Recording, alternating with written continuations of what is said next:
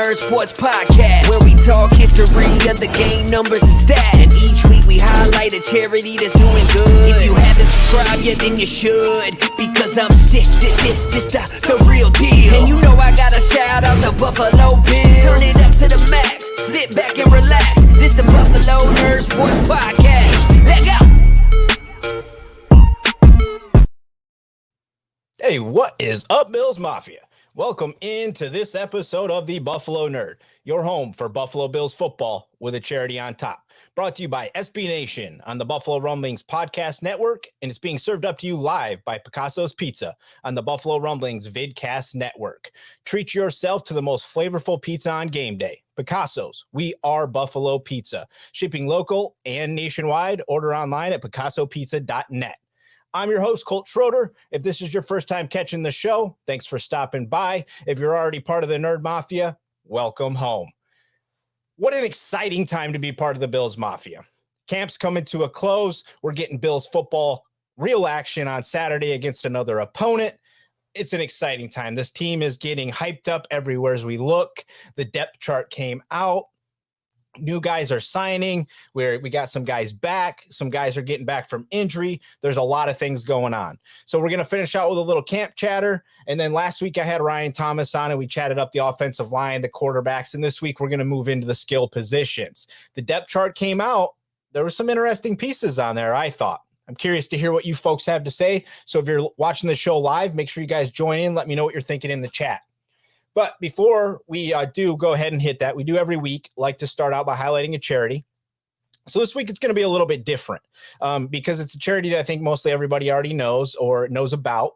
We're going to kind of chat about the Patricia Allen Fund a little bit. And the reason I'm bringing that up is because the folks, partners of the show here and friends of the show over at Encore Golf donated a couple dozen Josh Allen Bills Mafia golf balls to hand out as a giveaway for a little shout out that they want everybody in Bills Mafia land to know that if you do purchase a Josh Allen Bills Mafia golf ball, any one of them, and any point in time, they are donating $5 of every purchase to the fund, right? So for all of those that golf, come and get your balls. You'll see the link down in the description. It's just go in there, sign up. We're giving away a couple dozen, going to hand them out next Thursday on the show. So just go ahead down there. You'll see the link, sign in, share it out. The more you share it to everybody, the more action it's going to get, the more entries you get. So very cool. Really appreciate them handing that stuff out. And they're long-term going to be doing this. This isn't just like this week, next week. This is a long-term thing that they're committed to doing as long as the fund's around and they're around and the golf ball's around. And we know everybody loses balls left and right, right? So come and get those free golf balls. Speaking of the giveaway, last week we gave away a couple preseason tickets. I want to shout out Joseph Curtis. He was the winner this week. Joseph and I have been chatting already. We got the tickets shipped off to him already. So I appreciate everybody that joined the giveaway last week for the tickets. Keep your eyes out. We're going to be keeping them coming throughout the season. Got a lot of folks that like to give away, good gear and other things throughout the season. So make sure you guys are checking those things out, getting yourself involved and sharing them around.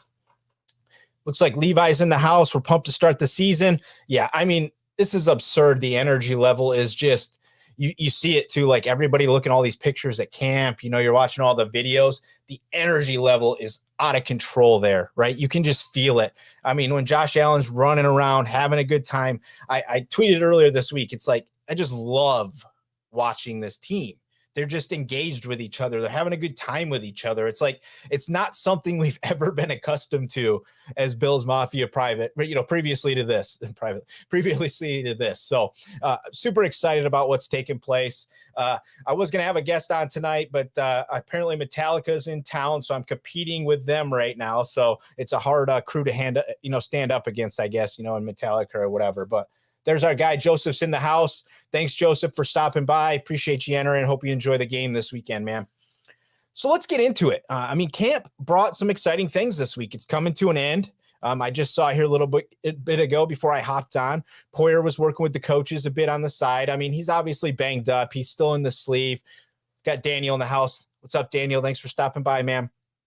So he's in the sleeve still. This is a long-term thing, but each and every week, I do like to chat Poyer because that deal never got signed before the injury. So it just makes you wonder how long this lingers, what this looks like long term, for Poyer. He's a phenomenal player. Hopefully he's back here soon, before the season and everything's good to go. But this is an interesting situation, but he's back moving around.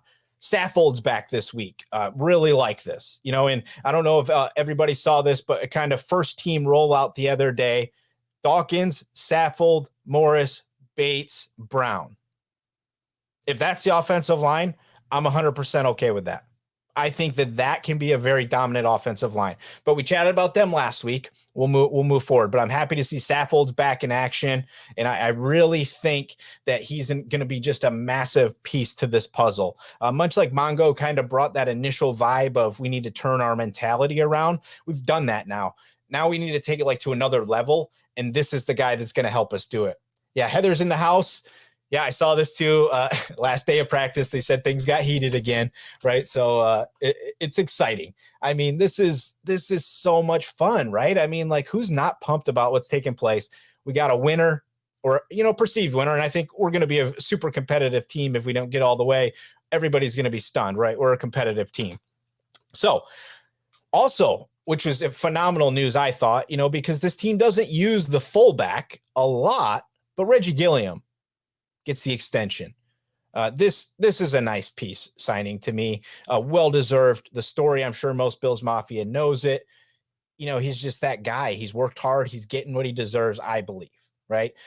This feels very much like Saran Neal-esque to me. He's that type of player just on the offensive side of the ball, but he's not necessarily being signed to be the fullback, right? He's not that piece, I wouldn't say. He's the piece of special teams. And if you're a stat person, you can go and look that stuff up. But he was very good on special teams. So that's a super incredible piece to sign. I really love that he is just a super nice guy, right? And that he's working to find his role, because that's what it's going to take for a lot of players on this team to make it. Right? You got to find your role, and it's not typically going to be a role that you're used to doing necessarily. It's Heather. Yeah.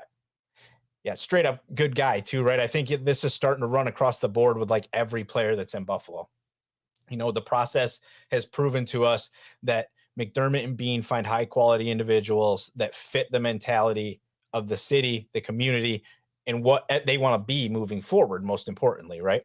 So super pumped for that signing. This team is just, it's just getting more and more fun to be we're that much closer, because these new pieces, we haven't got to see them yet. There's a lot of new pieces. I mean, a lot of people kind of, I think, are talking this is the same team, but this really is a lot of different pieces. I think it's not as worried about because of the quality of pieces that we got to bring in this time around. And that's not something we're used to, but I'm sure everybody saw the depth chart, right? The first one, I have kind of mixed emotions about the first one, because I think it can be used in certain ways. Do I think it holds true to what's actually taking place? Probably not. But I think you use it as a kind of hey, I've got this young guy that's really shining for me right now. I'm going to go ahead and I'm going to put him in a certain spot, in the depth chart, and see if he can play to that level and stay there, right? You put the pressure on them now that they see it, it's in their head, or you move somebody down that's maybe a veteranish player that you're trying to get a little more out of, right? So I think there's a little misinterpreting that can be done with this first one that comes out. But there was a couple pieces that kind of stood out to me, and let's see what Daniel's got here real quick before we move on. Gilliam, full he's especially he's the versatility. The versatility is 100% spot on. That we're looking for that. And that's what I'm talking about when I'm saying, you got to find your role. Your role might be 6 things, right? And you might have to be that guy, the ultimate gadget guy. If you look at all the guys we brought in on the line, they're guys that can move around, right? This team is constantly looking for guys that can move. Let's see what we got here. First depth chart is to throw the league off, right? Yeah, I think there's a little bit of play in it. Yep, Jason Taylor's in the house. Take the initial depth chart with a grain of salt. Daniel, motivational tools, right? Yep, I agree with all those things. I think that part of this is to say, and maybe it's perfectly so, and we'll get into it as we touch on some of these guys, but I think there's misleading things that are taking place, but it's still exciting to see it, right? Because it's it's coming, it's official, right? And you now get to see that this is happening for us. So first group up, running back. I don't think there's any doubt RB1 is well, we can't say Josh Allen because he's QB1, but you guys know what I mean. RB1, Singletary, motor. The way he finished the season, if he's not coming in doing anything greatly different in camp, then I don't see any reason that he is not the number one running back, and he's deserving of it, and he should have the opportunity to prove that he is the guy until somebody else knocks him off, or he just can't prove he's the guy. Anybody dispute that out there? I mean, I wouldn't say that there's anybody else on the roster that I would 100% just be like, yeah, he's better than Motor. Right? Maybe somebody out there, you guys can throw that in the chat if you disagree with me on that, but I feel like there's no clear separation, and until he proves me wrong or can't uphold what we need him to uphold, he's the guy. Moss, if you go to the Bills depth chart, on their Absol website, Moss is 2, and then there's Cook. This is interesting. At 3, there's Cook and Jones. They've got them both listed at 3, and then they've got Johnson and Blackshear both listed at 4. Right, so that's a little interesting. I don't think you can read too much into that, like that Cook and Jones are fighting for the number 3 running back necessarily. But that Reggie Gilliam signing to me sheds some concern to Jones now, because he's always been that special teams role, and I think he could do that again. But now that you've got guys like Gilliam, Neal, and you're continuing to find more and more of these guys, at some point does the youth shift, and you keep a guy around like Cook, and then we're obviously keeping Cook, but you keep Johnson around maybe, or Blackshear around instead of Jones, because they're youth, right? I mean, so let's see what's everybody got to say. Jason, Motors RB1 this year anyway. Yeah, I mean, I agree with that. I don't see any reason you wouldn't be. To be the man, you have to beat the man, right? And Motors the man. He is. I mean, you can't dispute that. And they showed that at the end of the season, right? They really started kind of feeding him. Things started looking better. I mean, that was offensive line related as well, but he's the guy. He's going to have a good season. I think he is going to have that season that is going to be enough that he becomes the guy for the next few years, because he's one of those players where, unless he does something ungodly this season, which our offense doesn't necessarily allow for that, then he's not going to be super expensive. Right. And so I think that is definitely going to come into consideration, especially with trying to sign 3 other high profile players that I would put above him in Poyer, Edmonds, and Knox. Right. So you got to look at those things. But depth chart wise, this makes sense. I could see maybe putting Cook above Moss, just to kind of ruffle his feathers. But everything I'm hearing out of camp is he looks pretty good. He's not doing anything that is turning them away from him at this point. I do believe that, looking at this first depth chart, I do believe that Bean and McDermott believe in the guys that have been part of the team for the past couple seasons more than guys that they're bringing in, or at least they want to give them 100% opportunity to prove that they should be there. Right, is kind of what I'm thinking. Let's see. Levi's in the house. He's not on the roster, but I still think he is. Yeah. He's not the number one. When it gets to the goal line carries, he might not be the first name called. That's for sure. Contract year. Yeah. You tend to get the best of a player, right? And he's in a perfect situation. High powered offense. I mean, it's a good move for him. I think Blackshear will at best be on practice squad. Yeah. He's a young guy.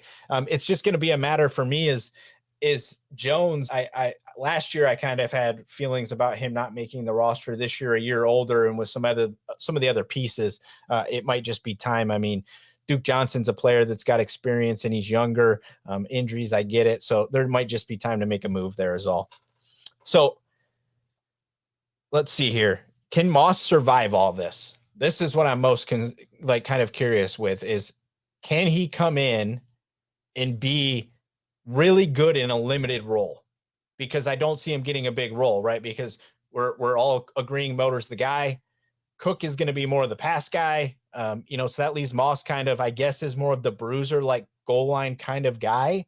But it's going to be interesting to see if he can survive this in what he's going to do for this team. I don't think he's going anywhere, but it's going to be really interesting to see what his value is for this roster. And if there's not a lot of value, like we've been talking about, you could be in trouble, right? Like, I mean, I don't think it's this season, but there's clearly going to be movement in this running back room in the future. So I think most everybody that's hanging out with me right now is in agreement where we stand on the running backs. This next group, the wide receivers, right? I love this group when you think about it, right? And you're just thinking to yourself, you're like, okay, it's Diggs, Davis is going to blow up, McKenzie's looking good, we got Crowder, and you start thinking about it. When you actually see all the names on paper, and I'm going to throw this up real quick before we move on, because I agree with this. Preseason games will be important for Moss. Absolutely. He's going to have to show that he is still worthy of being where he is. Right. But the wide receivers for me, like I read the depth chart and I immediately was kind of like, oh, wait a second. Where's all the depth at the wide receiver position, right? Like coming into the season, there was a lot of chatter about this, and I kind of blindly was moving past it because I believe in the guys on the roster. But when you actually look at the names written down and you put them in like a pecking order and you start looking if one goes down, who would fill in behind them? We need some big seasons out of some guys is essentially what I'm looking at here. Like if somebody goes down, we're asking guys that have not done much to step up. So first, what I saw, you got Diggs, Kumaro, and Gentry, right? So Kumaro's been around, but that's not Stephon Diggs, right? So that's a big drop from there. So then you got the other side, you've got Davis, and then we have Hodgins listed as 2. Now this could be 100% just it's time to really figure out if he's going to be able to make it. So they're giving him that opportunity, hearing very positive things about him out of camp. He's making plays. So maybe he is ready. Coming out of college, I had high hopes for him. He was one of the best pass catchers coming out of college that season. He was actually more highly rated than Gabe Davis was. So this was a really good football player in college who's been injury prone so far and hasn't had a real shot. So if this is his shot, that's great. And I'm happy that it's working out because we want to draft and grow, right? That's what we do. We want to draft and grow. But when you think about that, like if Davis goes down, he's the guy coming next. Like that, we haven't really seen that yet, right? So then you go slot, McKenzie. He's flying to the moon this camp, right? We are hearing nothing but awesome things about him and how he's stepping up. He's filling the role, whether Crowder's been out. So I think he truly is in holding the slot position right now. But like now Crowder's behind him. And then besides that, you're talking rookies or unproven players 100%. I mean, I was not worried about this at all. And I understand there'll be tons of veteran guys out there, right? You'll be able to go out and find players if you need players at this position. But that's kind of an interesting, when you look at it on paper. Let's see what a couple people are throwing in. All the depth is in the slot wide receiver role, no depth outside. I would kind of agree with that with the way that I just labeled things. Bound receiver depth is thin, but it seems to be enough, right? So, and I'm agreeing with that because I trust Bean and I trust McDermott, right? So I feel like if they didn't feel like they needed to go out and do more than that, then one, they have confidence in their training staff, in their doctors, in their strength and conditioning, that their players can make it through the whole season. But two, they believe their eyes, and their eyes are telling them that these guys are enough to do it. Now, we talk about receiver, right? We got Cook. We brought in OJ Howard. So there's different sets you can kind of move to, right? So there's other ways you can work around this, but like when I just started reading it on paper, it kind of threw me off a little bit. And I was like, oh, okay, wait a second. Okay. Okay. But yeah, here's a good point. Really, the depth is no different than last year. I mean, I would agree with that to an extent, except for I felt much more comfortable with like Emmanuel Sanders and Gabe Davis, Cole Beasley and Isaiah McKenzie. So there was a little more comfort with the depth there, for me at least, right? This is what I was hoping somebody would say, because I've been loving Crowder all off season, and I think he will play an important role. But this is why I think he's the important player that will stick around. Thank you, Daniel, for saying this. He can play inside and outside, and he does have the build, I believe, to actually be successful out there. That's why when he came in, my immediate thoughts were that's what's going to take place. He's not necessarily here to be the slot guy, right? He's here to be, if Isaiah doesn't pan out, he can be the slot guy. If for some reason something happens to Gabe or it doesn't work, he can play that role too. that's why I think he sticks around no matter what, because I've heard some chatter of, him maybe not making it through this. You see the depth chart come out and he's 2, but we've seen every season that they like to keep around veteran wide receivers. I get Kumro is a veteran guy, but Crowder's a different guy to a different level, right? He's had success in this league, and he's been like a guy that you're supposed to try to stop. Right? He's had that. Kumro hasn't done that, right? So I agree with all you guys. Great comments. Thanks for chiming in on all that stuff. Let's move over to what I think is another position that, again, when you see it on paper, it kind of maybe is it's a little bit different. And I didn't even mention Tavon Austin and all this, right? Like if you look at him, he's 4th on the depth chart in wide receiver, and he really is deep on the depth chart in the return position as well. So I think there's definitely going to be a potential that he doesn't stick around, but he's also that veteran guy, kind of what I just spoke of a little bit, and I think that there's a little bit to be said about it. But I kind of had the dual tight ends and the depth of wide receiver. Yep, dual tight ends, you could do that. Kumro's done nothing as a receiver really in his career. I mean, he's made some splash play type of stuff, and he's made some catches when necessary. But yeah, I agree. I mean, that's pretty much what I'm hitting on there. So let's talk tight end. I mean, Knox he's ascending, right? I 100% believe that he is going to grow again this year. I'm not seeing anything outside of it. For you that have been listening to me since I've come over here, and you guys that were listening prior to that, I've been saying this whole time that he's kind of more important to me than, Edmonds, if I had to pick somebody to sign, because I've seen such great success in the modern game when you have a tight end and a quarterback that are on the level that these two are on. I mean, you see all these times, like they're hanging out all the time. When Elam got drafted and they took him to the Sabres game, who was there with J17? It was Knox, right? I mean, it's like, I don't think you can undervalue that. And I think it's super important, and can be super successful in this league, right? So he's high value to me, and I think he's going to have a great year. Again, though, when I started looking at this, I'm like, okay, so OJ Howard. Yeah, I mean, he came out of college as he was supposed to be a great player. Hasn't panned out in the NFL yet. He's had some struggles. He's played with a great quarterback. So there's some interesting thoughts for him, but it hasn't been seen in a while. So Knox going down, to me, we saw last season, and I was saying this last season. Other people might have had some other opinions, but when Knox left the offense, we quit scoring 30 points a game. I mean, it was pretty obvious that, and I did not believe it. I at the time did not believe Knox was that important to the offense. He's super important to the offense. And we saw that because when he came back, the offense picked back up, right? And I never thought that was the case until he came back. And when he left and he came back and it came right back, like, he's the guy. Can OJ Howard do that? If you look at him on paper, he can, but we haven't seen it, but it's one of those things, right? It's all perception. He could just automatically have the greatest time ever here in Buffalo, and he pans out and it all works out. You've seen it happen in other teams, but he hasn't done it lately, and he's injury prone. So my depth is a little concerned with him. I like Tommy Sweeney personally. I like, he's been battling, he's had some things with COVID and other things like that, but he's been sticking around this team.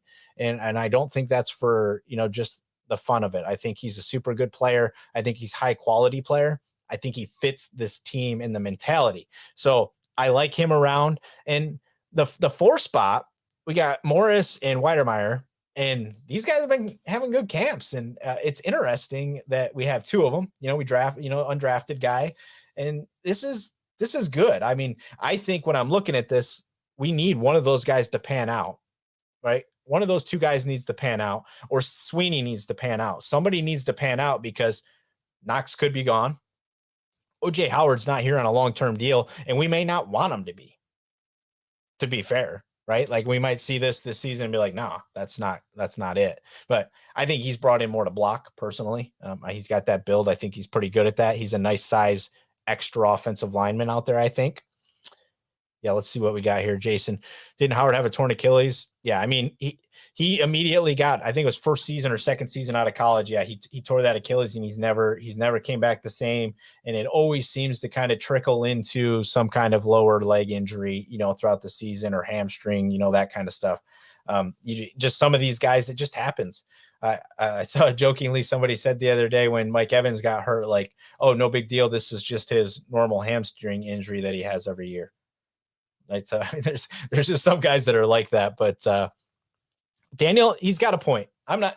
This is, if you're looking at quality of player according to, stats and what we've seen and with pedigree, this is the best depth that we've have as far as people that can catch the football, people that can block, and people that can be elite. Because, I love Lee Smith. We haven't had elite tight ends in a while. I mean, when Lee was catching touchdowns for us, it was a dangerous proposition. So I agree with that, Daniel, that this is the best depth that we've had, but it's so concerning when you rely on, this offensive piece a lot, apparently, right? Like we've seen. But I do think that if OJ Howard is going to have a resurgence, this is the best opportunity he's ever going to have, right? Like we have a great staff. We have one of the best, strength and conditioning units that are in the league right now. I mean, so like if you need to get healthy and you need to be in a good offense and you need an opportunity to grow and excel, this is it, right? I think there's a reason that guys like Von Miller are here now and they're chatting this place up. They're all about it. We might as well chatter about the OBJ a little bit. That's been all over the place. I don't know. I don't know that it's going to happen. I think at some point he's going to sign somewhere, right? It's going to be late in the season. And realistically, if he's going to come to the Bills, it's going to have to be something probably late in the season, because then we'd be able to offer him a low dollar amount that we might actually have. Right. I mean, I love the idea and stuff, but we need somebody like him to come and play for $2.5 million. It can't be a lot of money. And somebody like him is going to want that kind of money probably for, a quarter of a season or whatever, plus the playoff run. And he could very well be worth it. And who knows, you may have to go and get somebody like him at some point. I mean, you just never know, right? I'm hoping that stuff doesn't occur for us because we want our guys to stay healthy. This is the best roster we've had in forever, right? Like, I don't think anybody could spin that this is back to 90s Bills quality of roster, top to bottom, just like all the way through this thing. That's actually what I'm most excited about on Saturday is the depth. I want to see the depth, right? Because that's what the preseason is kind of about, is how are our depth players progressing? What's happening behind Jordan Poyer and Micah Hyde, because they're both a little banged up already, right? So the importance of Saturday is going to see exactly what we have at depth. I think all of us hope and believe that it's good, and it's going to be good and solid depth. I agree with that. I don't think that this roster has turned over and gotten worse any way possible. So I do expect to see some great depth out there, and I'm hoping we come out of it healthy, and I'm hoping we get to see some guys step up and shine. I mean, if you want to talk about an opportunity for a wide receiver group on paper that doesn't look like much, they're going to get all the opportunity in the world with Case Keenum and Matt Barkley this week against guys that we hope they can beat, right? Because they're number twos, and we're going to be asking them to do more. So I love it. I'm super stoked. I'm pumped up for this thing. I mean, like, we can't get there fast enough. I think everybody agrees. Just booked all my stuff I'll be there for the Monday nighter, flying out from California for that one. So I'll be hanging out with everybody for that one. We're going to be hanging out Saturday that weekend with all the guys from, the Buffalo Rumblings crew. We're going to be over at Resurgence Brewery doing a live show over there. Joe Miller and all those guys will be out there. So come and have some fun with us when we're doing that. Obviously, we're going to be up on Thursday nights. So we're going to be hanging out for kickoff a little bit together. We'll probably do about 10 minutes of the show each week. We'll kind of be right there with the kickoff of whatever game's playing. So we'll get to do that. It's going to be a lot of fun to hang out with everybody pregame and get to watch a few snaps. And obviously, we'll be moving forward every Thursday from here on out, 5 p.m., getting ready for the upcoming weekend or whatever game it is. Also, get ready to check out a slew of things coming your guys' way. We're going to be doing a big contest over at the network with a lot of great prizes, a little pick 'em challenge to see if anybody can take anybody down over at the network. We're going to be doing a giveaway here at the show, a contest personally to see if you guys can outdo me this season in some doing some pick 'em challenges and stuff. Got some cool stuff to give away. So got a lot of things coming your guys' way. Hope you're excited about this season. Hope you're pumped to come and hang out and spend some time with us every week. And, Joe Miller, Jay Spence, you got Bruce, Nate, Fina. I mean, it's a stellar lineup over here. Make sure you guys are coming over and hanging out. Super stoked to be part of that lineup and team and getting ready to hang out with you guys all season. Like I mentioned at the top, this week's giveaway, we're giving away the Josh Allen Mafia golf balls. 2 dozen of the Avant 55s will be sent to you. All you got to do is hit the link below, and we'll get those shipped out to you. And, keep your eyes open for all the other giveaways and stuff coming your guys' way. Appreciate everybody. Make sure you guys are checking out Encore Golf. If you're buying golf balls anywhere else, don't do it. Go over there, buy the Mafia balls. You'll make a donation to the Patricia Allen Fund at the same time. That's a win-win all the way across the board for everybody. So make sure you're doing that. Also want to shout out my friends over at Play Action Pools. They're going to be the guys putting on my contest for me this year. So really want to shout them out. It's a cool platform over there. If you guys are looking for like a cool spot to do a work pick 'em or any of that kind of stuff, you should check them out. Playactionpools.com. You set it up at the beginning of the season. They take care of everything in the background. You just go in and make the picks. So again, Joseph Curtis, congratulations. Enjoy the game this weekend. I hope that we win. It was reported today you will not be seeing Josh Allen throw a football during the game, so I'm sorry about that. But there was also reports that Matt Ryan might be playing quite a bit. So, I mean, I think Matt Ryan's a good quarterback. I don't think there's anything bad about watching guys that have played a long time in this league go out and sling it around. But that should be a lot of fun. Appreciate you guys as always for hanging out with me, coming out, spending a little bit of time on your evening. For those of you who didn't get to go to Metallica, I'm sorry that I was all you had for your enjoyment this evening, but I hope it was worth it. Appreciate all the comments. And of course, go Bills. Make sure you leave a review and subscribe so you never miss another episode. We'll see you next time. Leg out.